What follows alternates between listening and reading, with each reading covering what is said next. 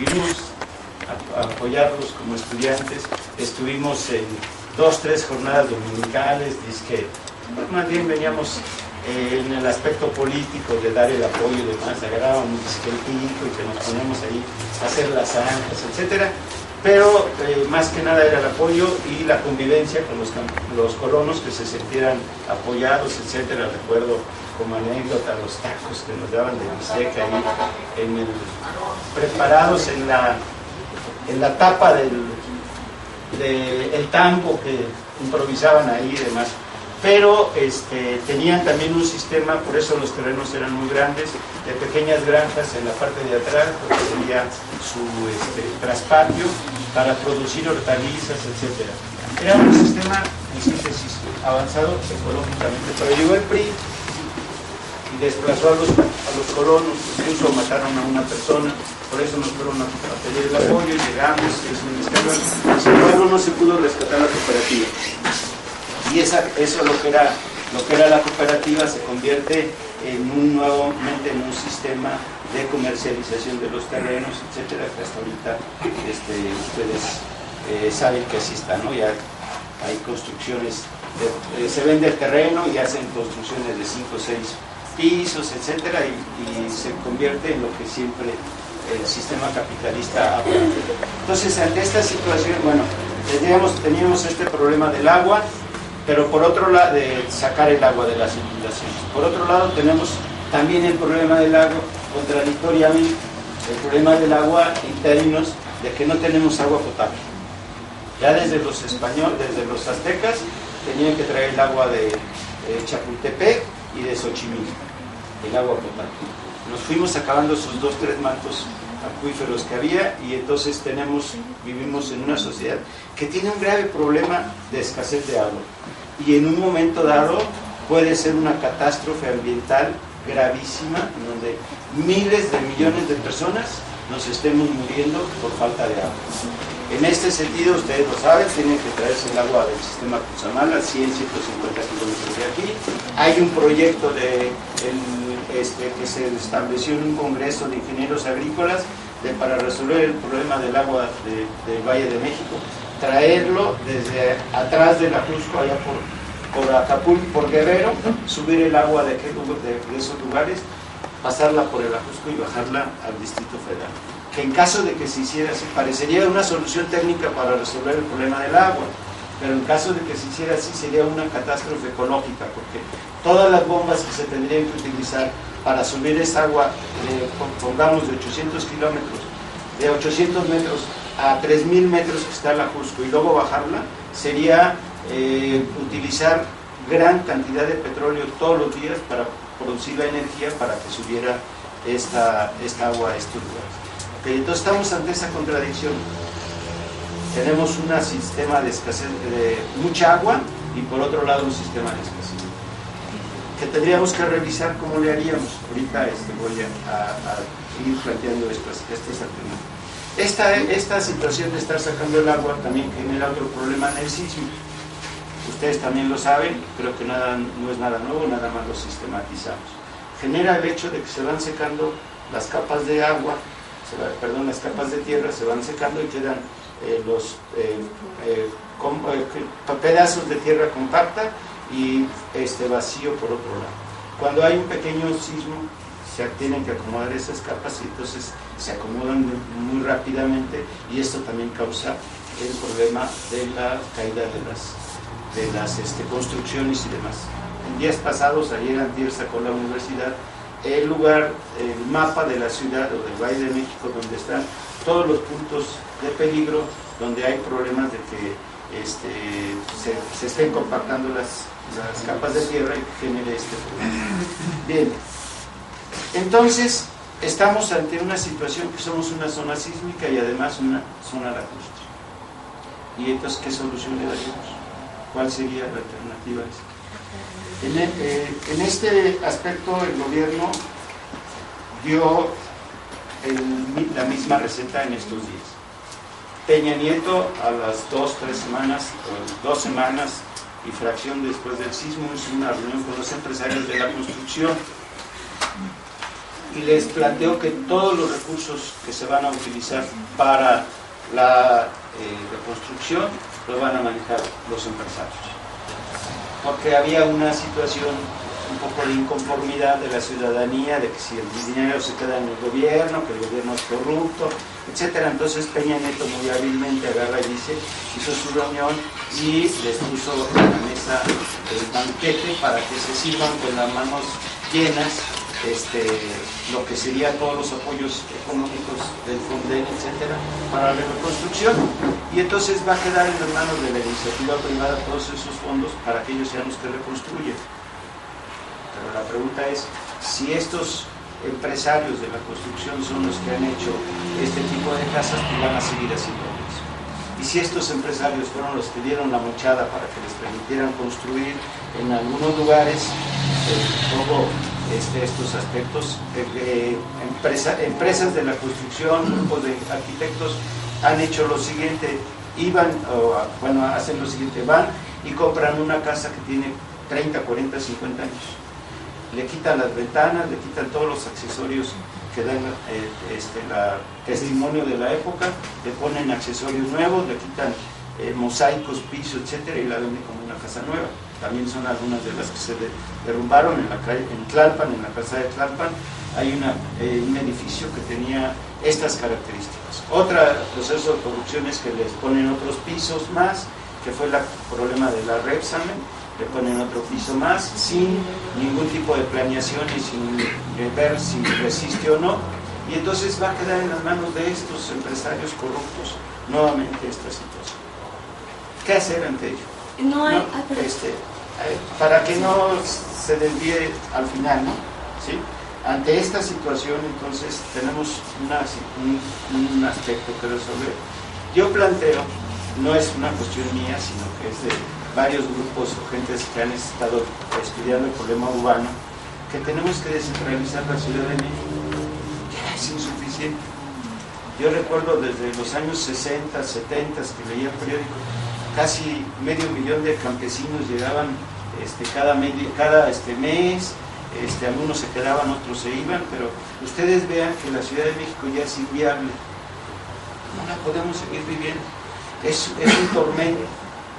Entonces hay soluciones técnicas que supuestamente se dan, pero estas soluciones técnicas es seguir más de lo mismo. Por ejemplo, se plantea, hay quien está planteando ya un tren suburbano de San Pedro al Toreo. Pudiera ser que esto nos acerque un poco más o nos haga más rápida la distancia de San Pedro al Toreo, pero esto implica que gente más hacia Villa del Carbón, hacia otros lugares, van a volver a construir por ahí y entonces se va a ir convirtiendo en lo mismo. Somos una ciudad que es inviable, no tenemos agua, hay problemas de inundación, no somos autosuficientes en alimento, porque ustedes saben que van al supermercado y encuentran leche que traen de Tabasco. Sino cuántos kilómetros se tuvieron que subir para llevar un litro de leche que tenía un problema antiecológico gravísimo. Toda la energía que se utiliza. Entonces estamos ante una ciudad que desde la época de los españoles es una ciudad que tiene un problema, un país que tiene un problema de centralismo. Una gran cantidad de personas viviendo en el Valle de México y otros lugares prácticamente desiertos. Entonces una organización radical tendría que dar soluciones radicales y en este sentido planteo que la única solución que habría es generar un proceso de descentralización del Valle de México, plantear alternativas que vayan a la necesidad de construir polos de desarrollo en otros lugares. El año pasado fui aquí a Sultepec, me invitaron a dar una plática sobre sindicalismo con los maestros, voy a Sultepec y pues veo que pasamos por atrás del Nevado de Toluca y 45, 50 minutos no hay ninguna construcción.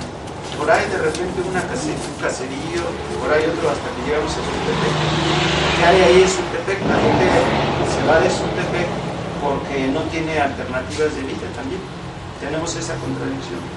La gente dice, yo acá en Sultepec no hay centros de educación, no hay servicios hospitalarios, no hay servicios de diversión, etcétera. Entonces, ¿qué hago? No hay centros educativos, etcétera. ¿Qué hago? Pues me voy a las grandes ciudades. Pues una organización como ustedes tiene que plantear una alternativa radical. Construir polos de desarrollo integrales que tengan como característica la integración social en su totalidad y un sistema de vida digno en donde en 10-15 minutos yo esté en el centro, en donde 10-15 minutos los alimentos que se producen a los alrededores lleguen al centro, en donde yo tenga los alimentos de manera natural ahí directos y tenga además todo, tenga universidades, tenga centros de inversión, etc. Algo así como las ciudades europeas que tienen 250.000, 300.000, 400.000 habitantes y que en bicicleta se pueden trasladar de un lugar a otro, etc. Esa es una cuestión que nosotros podríamos ir viendo si realmente buscan una solución alternativa. A lo mejor no es la solución única, pero si se busca una solución real al problema tendríamos que hacer eso. Porque ha habido un sistema de mandar recursos del campo a la ciudad. Nosotros tenemos aquí un subsidio por parte de los campesinos hacia el Valle de México. Algunas señoras no me dejarán mentir en términos de que va uno, bueno, yo voy todos los domingos a la central de abasto a comprar el alimento para la casa y resulta que veo 5 lechugas por 10 pesos, veo 2 pesos el kilo de calabazas, que por cierto ahí donde las compro no me permite nada más un kilo, dice échele, y ya veo, se pesa, son 5 kilos 10 pesos. Digo yo, 10 pesos por 5 kilos, 2 pesos el kilo de calabazas. Imagínense, 2 pesos el kilo, 5 lechugas por 10 pesos. Entonces digo, ¿cómo se las pagaron al campesino?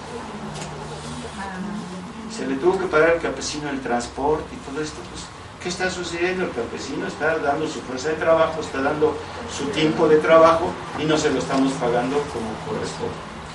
Y no es una cuestión nada más que sean nosotros lo estemos generando, sino que es la estructura político-organizativa que tenemos en el país. De tal manera que tendríamos que estar pensando en una sociedad que tenga polos de desarrollo, que tenga ciudades más o menos pequeñas, en donde todo el mundo viva de manera adecuada, donde no tengamos que estarnos subsidiando unos a otros y tengamos un proceso de desarrollo humano, no antihumano, ¿no? Hacemos horas en trasladarnos aquí en este Valle de México, llega la persona de trabajar cansada a dormir, al otro día se levanta y se va a trabajar otra vez. Yo les digo a mis alumnos de aquí que trabajo aquí en la Prepa 64 en México Nuevo, ¿platicaste con tu papá? No. ¿En qué trabajas? Pues quién sabe. ¿Y por qué no platicas con tu papá? Es que no lo veo, se va muy temprano y llega muy noche. Es una cuestión antihumana. Okay. Entonces, pero me dirían, esto es a largo plazo, estamos soñando, usted está planteando una alternativa política que no es muy correcta, etc. ¿Qué hacer en estos momentos? En estos momentos creo que la política adecuada no es irnos nada más a dar el apoyo, que es muy digna, que no quiero decir que no es importante, de irnos a dar el apoyo a los damnificados, de darle parte de nuestra pobreza, porque no podemos resolver su problema global, porque eso sería una política de cualquier ciudadano. Eso es lo que hace cualquier ciudadano. No hace esto no lo debe de hacer una organización política. El ciudadano X que no está pensando en un gobierno, que no está pensando en ser gobierno en la presidencia municipal, etcétera, pues él le da mucha chance que haga eso. Y apoyarlo, es hasta donde llega tu idea, hasta donde llega tu punto de vista. Pero una organización radical debe de dar alternativas más allá. Y en este sentido yo pienso que la política que tenemos que hacer ahorita y difundirla por todos lados es crear un frente nacional de damnificados para que se resuelva el problema de los damnificados de manera conjunta. Que no sea voy y resuelvo mi problema yo, sino crear un frente entre todos. Tendríamos que estarlo planteando, diciéndolo en todos lados. Si yo voy, hace rato platicaba, no me acuerdo con quién, que me decía que estuvieron viendo a Nezahualcóyotl a apoyar, a Toluca a apoyar, no nada más voy a ir a apoyar con mi material y ya, sino que voy a llevar la idea política. Nos tenemos que organizar y organizarnos desde abajo, organizar un frente de ciudadanos damnificados para exigir que todos los damnificados resuelvan su problema real y que estos damnificados controlen los recursos económicos del Fonden, que controlen todos los apoyos económicos que se han venido dando, porque nadie más sabe cómo reconstruir su casa que los damnificados. Nadie más tiene una idea precisa de cómo debe de resolverse el problema que los damnificados. Por ejemplo, a los de familiares Tlalpan, les decían que les iban a dar un dinero y que buscaran en otro lado, que ya no se iba a construir, que ahí iban a hacer un jardín, etc. Entonces ellos dijeron, nosotros tenemos 40 años viviendo aquí, yo desde que nací estoy viviendo aquí y yo quiero seguir viviendo aquí, yo quiero que se reconstruya aquí. Entonces ellos plantean construir un edificio, nuevamente construir, se cayó uno pero hay 3 dañados, plantean construir los edificios para que sigan viviendo ahí. Pero obviamente con la experiencia que tienen ellos no van a decir queremos construir ahora un edificio de gelatina. Obviamente que tendrían que hacer con alianza, y aquí viene la otra, con alianza de arquitectos y jóvenes de las universidades, arquitectos, ingenieros, estudiantes de las universidades, que sean los que den diversas alternativas de construcción y que ellos sean, y que los damnificados sean los que decidan cómo construir. Porque si dejamos en las manos los miles de millones de pesos, 345 mil millones de pesos, creo que decía ahorita el Universal, que son los que están destinados para la reconstrucción, esos 345 mil millones de pesos van a pasar a formar parte de los bolsillos de los grandes constructores. Y entonces lo que queremos, y no va a resolver el problema de la vivienda, no va a resolver el problema real, lo que queremos es que se resuelva el problema de manera radical. Ahora bien, y dentro de este aspecto nos hemos centrado en cierta manera en el Valle de México, pero tenemos un problema muy grave en otros lugares.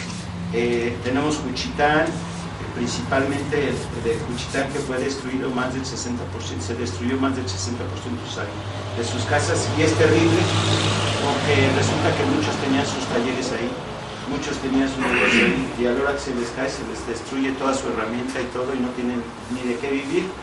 Y así como está Juchitán, están los pueblos de Morelos, los pueblos de Puebla, de Chiapas, y estoy seguro que el próximo año, ya plantearíamos, ya casi estamos concluyendo, el próximo año vamos a tener insurrecciones en esos lugares, porque además, por ejemplo, Juchitán, el año pasado fue un año de sequía, y entonces no tienen alimento, no tienen dónde vivir, y estoy completamente seguro que vamos a entrar a un periodo de conflictos políticos, de insurrecciones de la gente, y es donde viene la alternativa. ¿Cuándo cambia de conciencia la gente? Cuando tiene sus necesidades. La gente va a cambiar de conciencia de manera abierta por este problema que se está presentando, y nosotros como organización política tenemos que dar una alternativa. ¿Qué hacer? Yo plantearía en Europa, se planteaba en Argentina en el 2000, se planteaba que se vayan todos. Yo no plantearía que se vayan, corrámoslos a todos, porque ningún político, ningún partido político, ni PRD, ni Morena, ni PRI, ni PAN, ni etcétera, estuvieron a la altura de las circunstancias planteando una alternativa real. Ahorita lo que están planteando son parches al problema. Entonces, para concluir, yo quiero agradecerles la atención, y estoy seguro que ustedes van a ser esas personas que van a estar promoviendo el cambio social y dando una alternativa viable el día de mañana. Muchas gracias.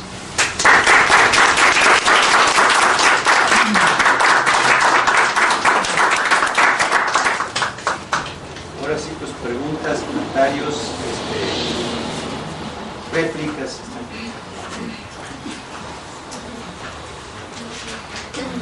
Bueno, una de mis preguntas más, profesor, es ¿qué propone usted o cuál es la posibilidad más fiel que se podría hacer para estar vigilando, o cómo podríamos hacer nosotros para dar un planteamiento sobre el manejo de los recursos que tienen destinados para esta reconstrucción, y que ya sabemos que no lo van a hacer ni de manera correcta ni de la manera ni transparente, ¿no? Entonces, ¿cómo podemos nosotros implementar a través, no sé, de un tema ciudadano, político, que estemos vigilando ese recurso. Yo hace rato planteaba que desgraciadamente ahora estamos los ciudadanos más desprotegidos que en el 85, porque no hay grandes sindicatos que estén dando una lucha, no hay grandes organizaciones que están dando una lucha. De tal manera que tenemos que nadar contra la corriente, pero esto no implica que no digamos las cosas. Y entonces en este sentido planteo control ciudadano del presupuesto para la reconstrucción. Y este control ciudadano pudiéramos irle poniendo nombres, que se forme un comité de ciudadanos dignos que sean los que controlen el dinero. Y yo propongo de manera directa a Toledo, Francisco Toledo, el artista de Oaxaca, que desde hace años ha estado dando una lucha, que ahorita fue el principal, el que estaba ¿cómo dicen?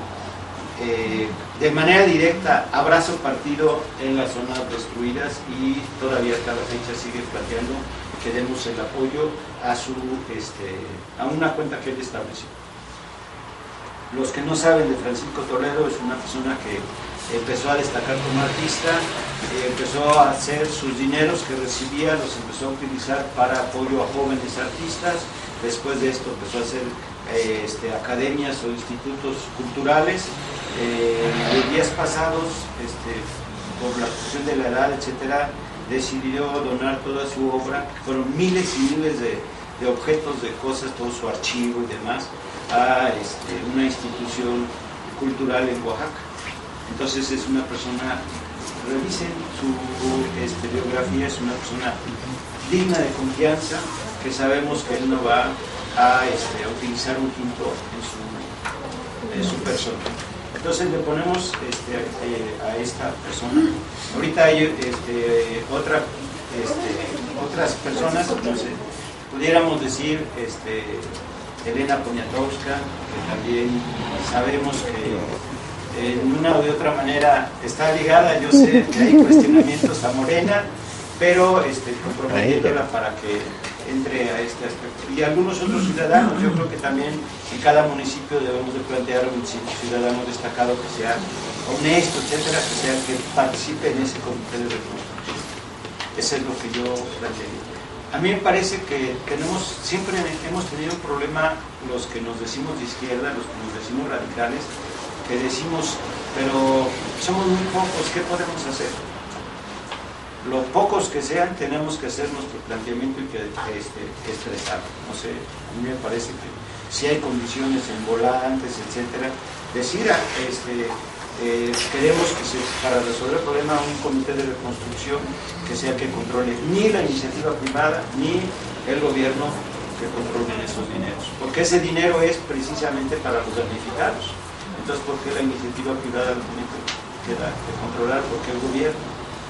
Sí. No tenemos un punto a nuestro favor, ¿no? Que la dirigencia de nuestro partido puede dar un posicionamiento muy claro sobre eso, ¿no?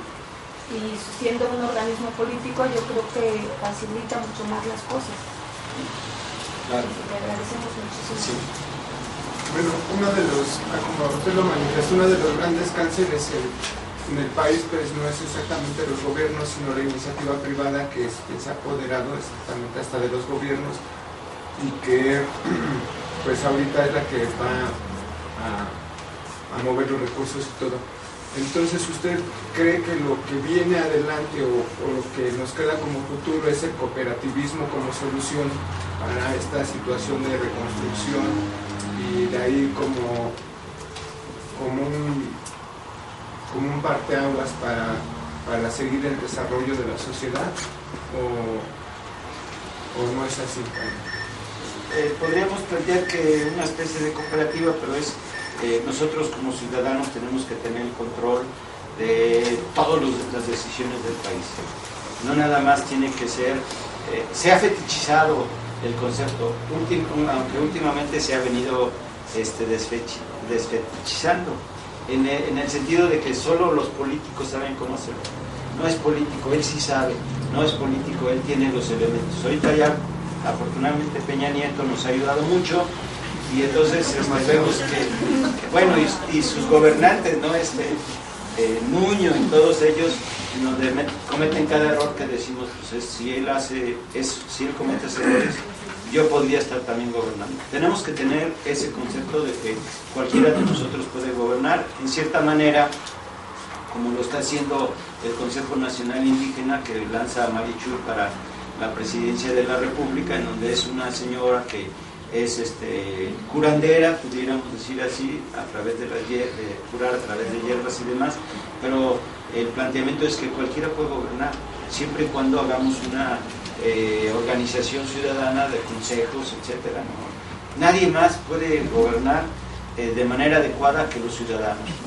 Vemos los errores, las pifias que cometen, por ejemplo, los de tránsito, ¿no? Están ahí en la oficina de tránsito y dicen, cerramos esta calle porque desde acá veo que la tengo que cerrar. Y los colonos dicen, pero ¿por qué la cierras si aquí no hay tanto tráfico y demás?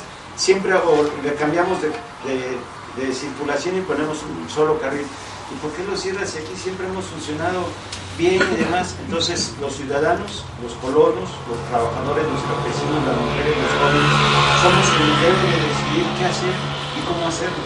Porque finalmente el político no lo hace, el político decide, los ciudadanos somos los que lo hacemos. Entonces, en ese sentido, en el aspecto de la organización social, los recursos deben de ser para la ciudadanía, no para una persona. En efecto, si quieres ponerle el término ahorita de cooperativa, lo ponemos con término de cooperativa, pero quiero decir, la cooperativa suena como un proceso nada más de consumo y producción. Y entonces nos quedamos con esa idea. En Rusia se están cumpliendo los 100 años de la Revolución Rusa, que también, si hay posibilidades, pudiéramos venir a analizar. Resulta que ahí no crearon cooperativas, crearon soviets, que el soviet era un concepto de consejo ciudadano, en donde el soviet tenía el control y la decisión de todo, no nada más del aspecto económico, de consumo, producción, sino una decisión global en todas las acciones. Creo que hacia allá tendríamos que estar apuntando. Permítanme, para que no haya diálogo, ¿no? El compañero Yo pienso que, como tú lo mencionas, ¿no? La ciudadanía organizada va a salir adelante porque necesitamos tener empatía con los demás. Normalmente nosotros somos muy empáticos en todo. Porque le sucedió a Oaxaca y no nos sucedió aquí, no me importa. Porque le sucedió a Puebla, no me sucedió aquí, no me importa. Pero todo eso nos afecta a final de cuentas, porque ellos son los que nos abastecen de alimentos. Entonces, a corto plazo, porque es a corto plazo, nos va a afectar. Y nosotros, si no estamos organizados, como ciudadanos, no vamos a poder hacer nada. Entonces, es lo que viene en el partido, hacer cambiar la conciencia de cada ciudadano para poder cambiar todo esto. Mientras así haya cooperativas, así haya sindicatos, así haya lo que haya, si no estamos organizados como ciudadanos, no vamos a hacer nada. Esa es mi opinión. Yo quisiera matizar el concepto que hice de que tenemos que hacer cambiar la conciencia. El marxismo nos plantea que nosotros no vamos a cambiar la conciencia de nadie. El marxismo es una concepción materialista de la realidad. Yo recomiendo que lean la ideología alemana, que es donde viene una idea muy precisa de lo que sucede. La conciencia no cambia porque me den una explicación muy racional. La conciencia no cambia porque me convenza la compañera, porque me convenza el compañero, porque me convenzan los demás. A mí me pueden dar una explicación muy real y puedo decir sí, estoy de acuerdo, pero la realidad en la que vivo me orilla a actuar de manera diferente. ¿De acuerdo? Entonces, ¿qué es lo que hace que cambie? Esto parecería que nos metemos en una dinámica de que entonces nunca va a cambiar, de que pues ya ni modo, como la ideología y la conciencia de las personas nunca va a cambiar, entonces pues ya no hago nada y me voy a mi casa a descansar. No, la conciencia de la población cambia cuando cambian las condiciones, cuando cambian las circunstancias. Y en este cambio de circunstancias, ahorita el terremoto nos movió la conciencia. Más que movernos el piso, nos movió la conciencia. ¿Por qué? Porque nos enfrentamos ante un gobierno inepto. Yo les pude venir a decir 2 meses antes del temblor, es que el gobierno es inepto. Ah, sí, punto. Pero cuando viene el terremoto, miles de ciudadanos, cientos de miles salieron a la calle a dar solidaridad.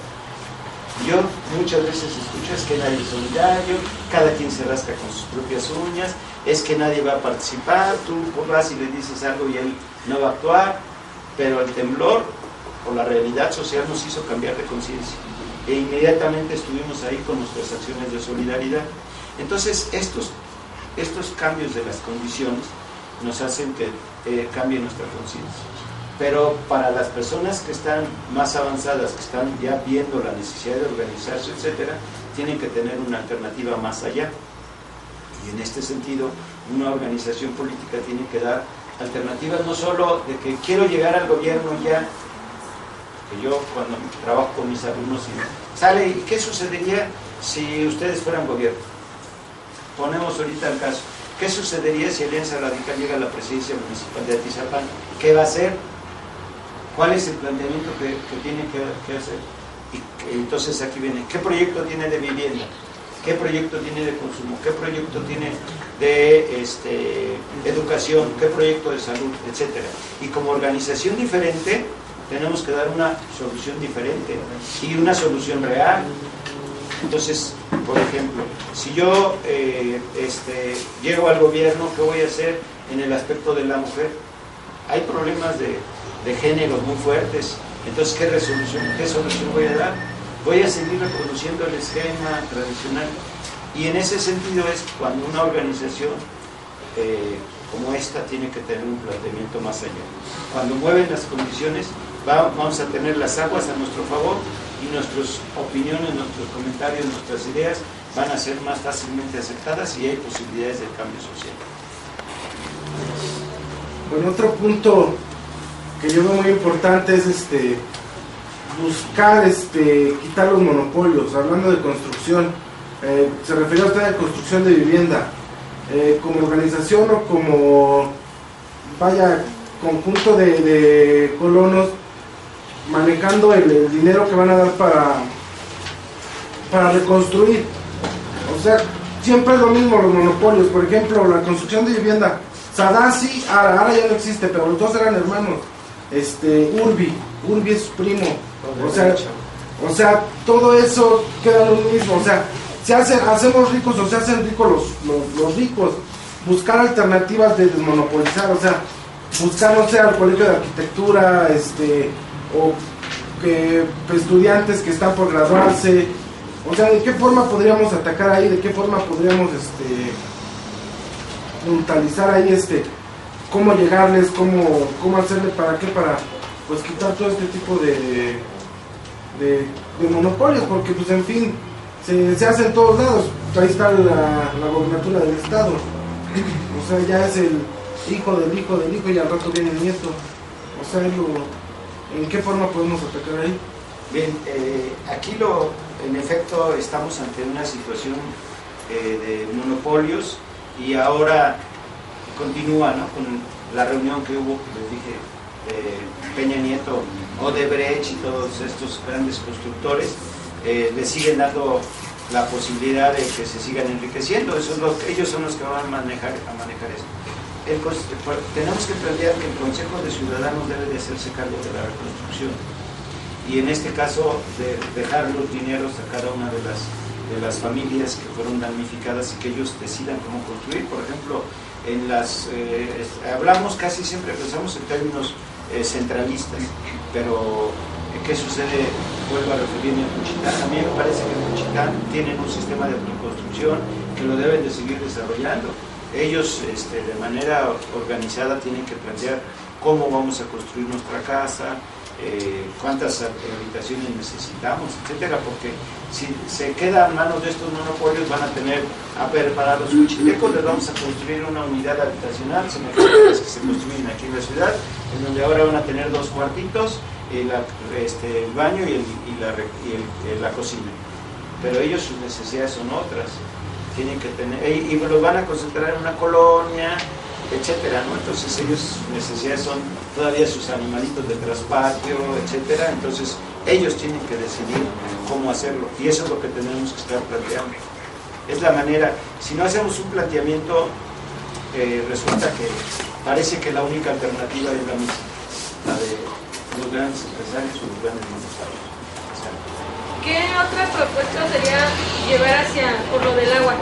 Porque ya ve que hemos tenido como muchos conflictos. ¿Cómo podremos nosotros ayudar como ciudadanos? Bueno, aquí tenemos que tener una alternativa de la alternativa que nos muestran los campesinos o los colonos que tienen muchos años, que tienen desde la antigüedad, por decirlo así, viviendo en el Ajusco. En el Ajusco ustedes van y platican con la gente y dicen, es que antes sembrábamos agua. Y uno, ¿cómo es eso de que sembrabas agua? A ver, explícamelo.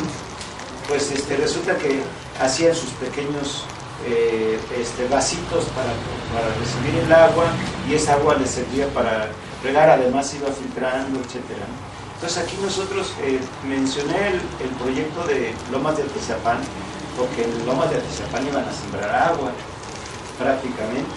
Y ese proyecto lo menciono, me llega mucho porque yo estuve ahí, ¿no? Y nunca me imaginé que cuando viniera como estudiante después iba a ser maestro en esa zona. Pero tenía sus 3 vasos de agua, aguas negras, luego aguas más blancas y luego ya aguas prácticamente para uso. Y eran muy grandes los vasos. Ahora vayan, es un centro deportivo, es una cancha de fútbol y todo eso. Ahí es donde iba a ser esos vasos. Entonces tenemos que dar la alternativa de que ya basta de estar sacando el agua de la ciudad, que ya basta de estar trayendo agua desde muy lejos. Tenemos que generar sistemas de construcción que almacenen agua. Y en este sentido, pues ya tenemos ejemplos de muchos años. Cuando fui a Querétaro y estuve en uno de los conventos, sus techos son de bóvedas y tenían canales. Y entonces yo pensé que era nada más una cuestión arquitectónica, etcétera. No, era para recolectar el agua, toda el agua que se iba generando, que se iba recolectando, iba a dar a unos aljibes muy grandes que les permitían tener agua todo el año. Y entonces aquí resulta que llega el agua y la desechamos. Y hay muchas condiciones para crear casas habitación en donde vayamos almacenando el agua en una unidad habitacional, unos tanques grandes, vasos receptores de agua, etcétera, y que esa agua nos permita utilizarla, si no para beber, cuando menos para uso doméstico en algunas cuestiones, baño, lavar ropa, etcétera, que es muy adecuada. Entonces también tenemos que pensar en eso, porque siempre hay desligamos la cuestión ecológica de la situación actual. Basta de traer agua a 200 kilómetros o 100. Hace rato decía, vamos a tener un problema de alguna catástrofe grave. Las aguas del sistema Cuchamala se quedan sin agua, no tienen agua para sembrar, ustedes lo saben, y ya se han organizado para poner dinamita y romper los tubos. A veces, en algunas ocasiones que ha hecho falta agua es porque rompen el tubo y se está regando todas sus tierras mientras llegan a reparar. Ahora ya está el ejército. Si ustedes van a toda la tubería, hay gente del ejército cuidando, pero en un momento dado se pueden insurreccionar. Basta de que nos estén saqueando nuestra agua, nosotros no tenemos ni para tomar, mientras en otros lugares están utilizando gas. Es lo que tendríamos que entender. Bueno, primero que nada, muchas gracias por venir el día de hoy. Nosotros creo que es importantísimo el tema de la capacitación, de ver todo el tema ideológico. Hay algo que a lo mejor nosotros como partido, como grupo, no han sabido aterrizar. El tema no es una sola propuesta, sino es un proyecto integral. No podemos llegar solamente con economía social o con un tema, ¿no? El tema de la organización civil, de la organización ciudadana, es un tema fundamental que nosotros hemos hablado muchísimo, pero quizás no han sabido como aterrizarlo los compañeros. Por ejemplo, el tema de la organización civil, nosotros creemos en el parlamentarismo, y el parlamentarismo no habla del parlamento en sí, o el parlamento del partido, o el parlamento de la Cámara de Diputados, sino habla de un tema de parlamentarismo ciudadano, en donde todos tomen las decisiones en colectivo. Eso te lleva al tema de los presupuestos, que no sean ellos quienes deciden. Yo les pongo un ejemplo muy claro a ellos cuando vamos a las comunidades, ¿no? Les digo, oye, ¿tú sabes que existe aquí en tu municipio algo que se llama Coplademo? Y ellos me dicen, no sé qué es eso. Entonces cuando yo les digo, Bueno, el COPLAN pues, es un plan de desarrollo municipal en donde tú deberías de estar incluido y tú deberías decidir en qué se gasta tu presupuesto. Ahí viene parte del tema de los presupuestos, de los dineros, en que vamos a aprovechar la lana, si aquí hace falta agua, si aquí hace falta drenaje, que no estamos siendo observados en ese tema. El otro tema de la economía, nosotros decimos, bueno, el sistema económico que tenemos ya no nos es suficiente. Y ahí entran muchísimas cosas, ¿no? El tema de los monopolios que comentaban, el tema de la empresa privada, el tema de que al ciudadano lo rebasan, el tema de que el campo está siendo mal aprovechado, tenemos zonas con obesidad, tenemos zonas en donde no hay que comer. Nosotros creemos que parte del sur del estado puede alimentar a la parte norte del estado, pero esto es simplemente una cuestión de interés. Es como escuchabas en el que está adentro, que el tema de los campesinos, ¿no? ¿Cómo es posible que precisamente tú puedas comprar un kilo de limón a 2 pesos en la central de abastos, lo cual quiere decir cuánto cuesta o a cómo se lo pagan al campesino, no por decir, no porque es más caro el limón, pero por decir algo? Eso quiere decir que se lo están dando a 50 centavos, sino es que hasta menos. No es posible que nosotros mismos estemos permitiendo que al productor se le pague tan poco su producto. Debe ser una cuestión de eliminar intermediarios, que el campo abastezca de manera directa al consumidor, ¿no? Y ahí es donde puede entrar parte de la economía social. No podemos utilizarlo como un modelo económico general, pero sí atacar ciertos sectores y ciertas partes de la economía de nuestro estado. Ahora, nosotros acá en Vía Radical estamos conscientes de la transformación a través de la conciencia, pero también decimos, el medio de que te rodea influye mucho, porque por más de que tú un día te levantes y digas voy a salir y voy a ser el mejor ciudadano del mundo, si cuando sales te enteras de que asaltaron a alguien, sales y ves que tu calle no tiene pavimento, sales otro poquito y te cobraron a 12 pesos el transporte, y cada que sales y cada que te enfrentas a una cuestión diaria que tienes que enfrentarte, llegar a tu trabajo, llegar a la escuela, ir por tus hijos a la escuela, te enfrentas con una problemática y con una necesidad. Y entonces cuando dices, pues ¿para qué hacemos algo si no va a cambiar? Más bien creemos que es un proyecto de transformación, pero es un proyecto transgeneracional, en el que quizá de momento no veamos el tema de ver un cambio directo, pero sí podemos, como usted lo dice, ir generando a través de estos proyectos, a través de la concientización, pero con ideas claras. No como lo han venido haciendo los gobernantes que te prometen, que aparte de que no suceden, son cosas inviables, sino a través de proyectos sustentables y a través de proyectos reales que podamos generar. Entonces, yo creo que a todos nosotros nos va a servir mucho esta parte de la objetividad, y más que la objetividad, aterrizar esos proyectos que tenemos, ¿no? Por ejemplo, economía social, parlamentarismo, todas estas ideas, aterrizarlo a la base, o sea, al ciudadano y a la realidad de lo que implica en una objetividad real. No solamente como papel o como proyecto, como propuesta o como idea de campaña, sino en una cuestión real en cómo vas a llegar con el ciudadano que gana 500 pesos a la semana y que dice no me alcanza, y tengo que pagar escuela y tengo que pagar todo, y tengo 3 hijos, 2 en la prepa, 1 en la secundaria y no sé cómo le voy a hacer. Entonces ahí es donde poder atacar con nuestros proyectos, con nuestras ideas, pero a través precisamente de ejemplos reales y de cuestiones. Entonces por eso nosotros le agradecemos muchísimo que esté acá, y que no sean el primero ni el último que viene con nosotros. Yo ya había platicado muchas veces con mi papá desde que pudiera venir a darnos una plática a los chavos, porque teníamos un grupo de jóvenes y queríamos que nos dieran a nosotros un taller sobre la socialdemocracia y la economía social. Lo venimos postergando mucho por los procesos internos que tuvimos en el partido y no pudimos llevarlos a cabo, pero me gustaría muchísimo que pudiéramos ya de pronto en una siguiente sesión, si así lo ve bien, tener el tema de la socialdemocracia. Exacto, el tema del feminismo, que es uno de nuestros ejes, y que de pronto las cosas que pasan en los medios y en las cosas te desconciertan y no están aplicándolo como debe de ser. Entonces el tema del cooperativismo, del feminismo, de la socialdemocracia, y sobre todo que yo me acuerdo mucho en las clases, porque yo fui con usted en la prepa, el tema de los modelos económicos que hemos tenido y cómo deberíamos de aplicarlos, que es algo de lo que yo me acuerdo mucho, que me gustaría mucho aquí a los compas, que pudiera ayudarnos en ese tema de instruirnos cómo podemos aplicar nuestros proyectos, aplicar nuestras ideas y nuestra ideología, pero aterrizarla a la realidad, no dejarlo ahí como que se conviertan en promesas como los políticos normales, sino generar, como digo, cambio radical en la economía, y pues a partir de ahí, entonces Pues muchísimas gracias. Bien, ¿aquí hay algún comentario? Te lo voy a echar. Aquí levantado.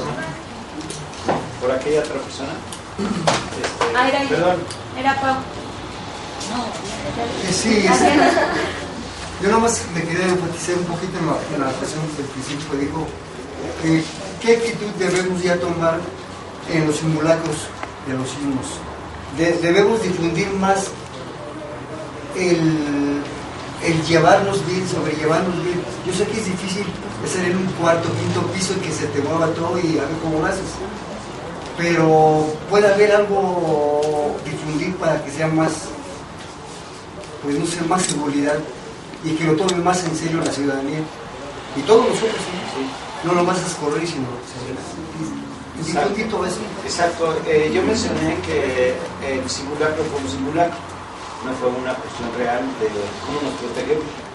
Y la única actitud que el Estado ha hecho es, yo también lo dije hace rato, es que la gente salga rápidamente del lugar donde está, que desaloje rápidamente del lugar donde está.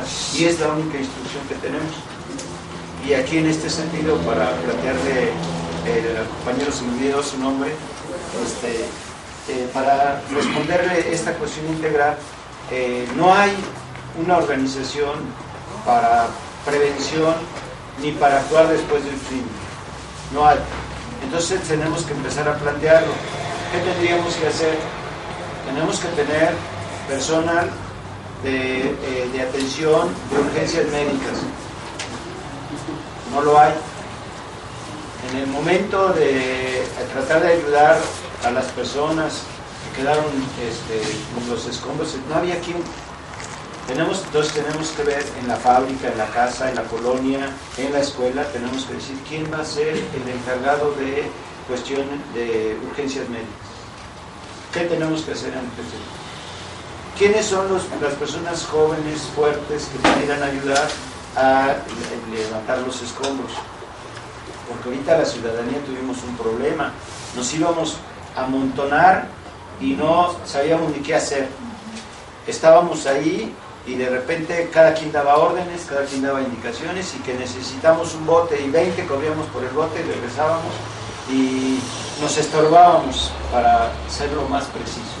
Entonces no había quien tuviera la organización, quien tuviera el mando. Tenemos que ver a alguien que sea de prevención del desastre y que vea la organización global.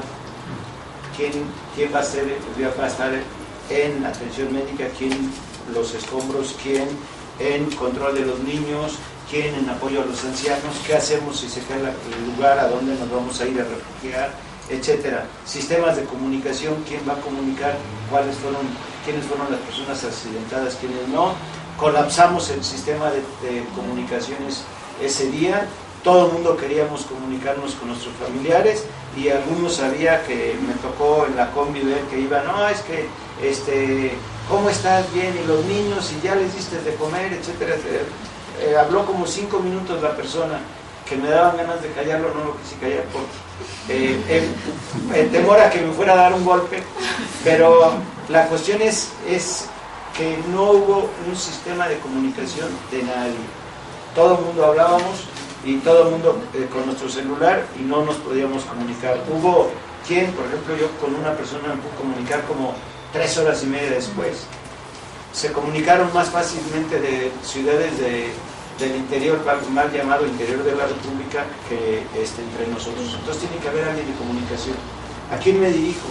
De manera directa. Tiene que haber una organización integral, que no la hay, el gobierno no la tenía. Y luego, en caso de que ahorita el temblor nos da el ejemplo de que necesitamos una serie de herramientas, una serie de materiales. Recuerdo que estaban planteando que el gobierno decía, no tenemos tijeras para cortar alambre. Como un gobierno no tiene la capacidad de tener eso. Entonces tenemos que crear todo este sistema de organización, todo este sistema integral, y en donde quiera que estemos lo tenemos que exigir. Por ejemplo, aterrizando lo que dice el compañero, yo voy a mi colonia y la Sociedad de Colonos, a ver, Sociedad de Colonos, nos reunimos, supimos qué sucedió en el temblor, no lo vamos a repetir, ¿qué vamos a hacer? Y entonces ahí empezar a plantear estos aspectos.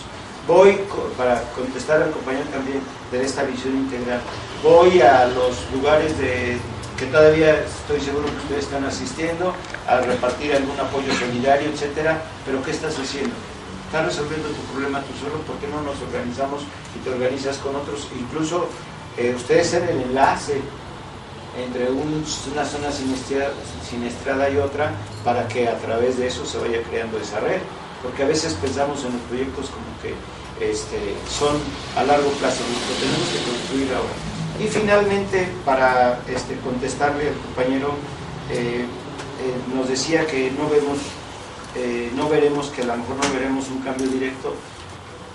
Yo estoy en una cuestión muy escéptica, y los acontecimientos que hemos tenido en los últimos años, en este año que está concluyendo muy preciso, el gasolinazo, que por cierto aquí en San Pedro tuvimos un conflicto muy fuerte, el gasolinazo, venimos de los 43, Ayotzinapa, varios acontecimientos que nos permiten, o a mí me permiten decir, llegaremos al 2018 a hacer un proceso electoral, o estaremos ante una insurrección.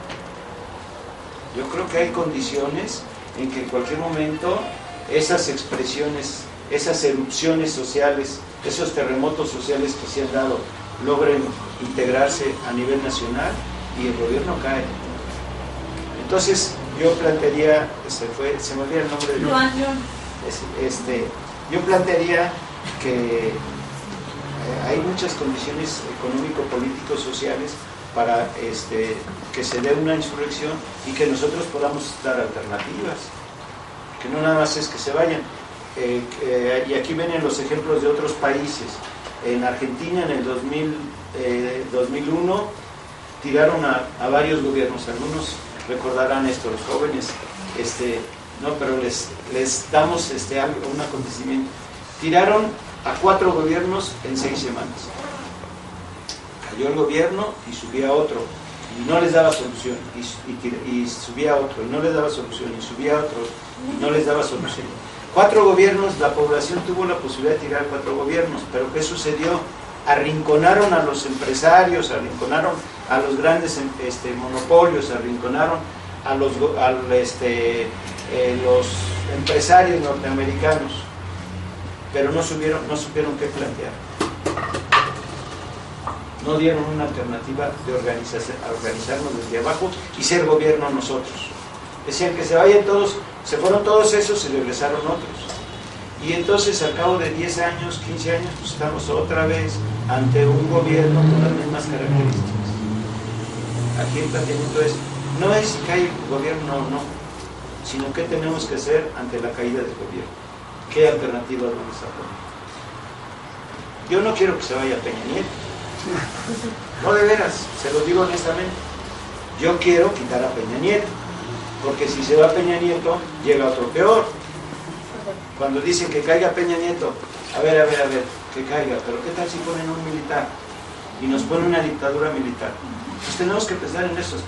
Yo no quiero que se vaya Peña Nieto, yo quiero quitar a Peña Nieto y poner en su lugar un gobierno de ciudadanos, de mujeres, campesinos, trabajadores, que sea el que gobierne.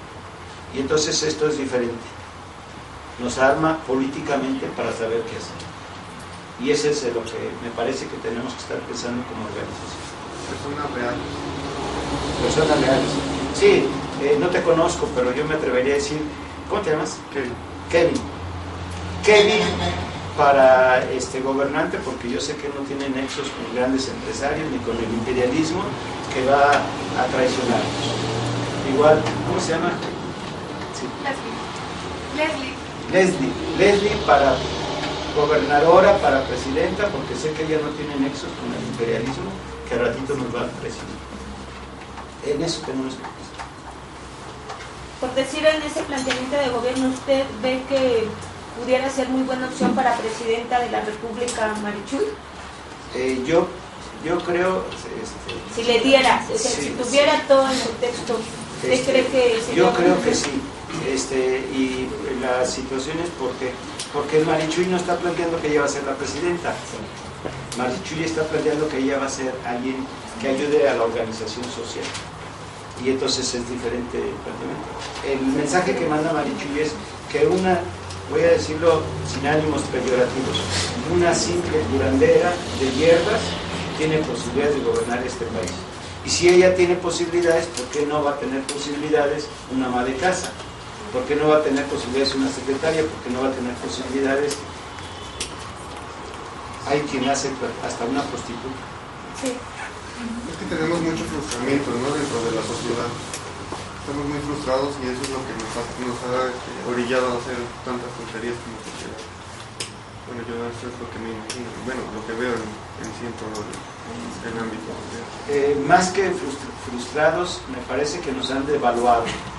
Y entonces el gobierno nos ha evaluado, tú no sirves, tú no vales, no tienes ideas, tú tienes que tener una gran experiencia para poder enfrentarte en la Cámara de Diputados a un político, etc. Él tiene experiencia.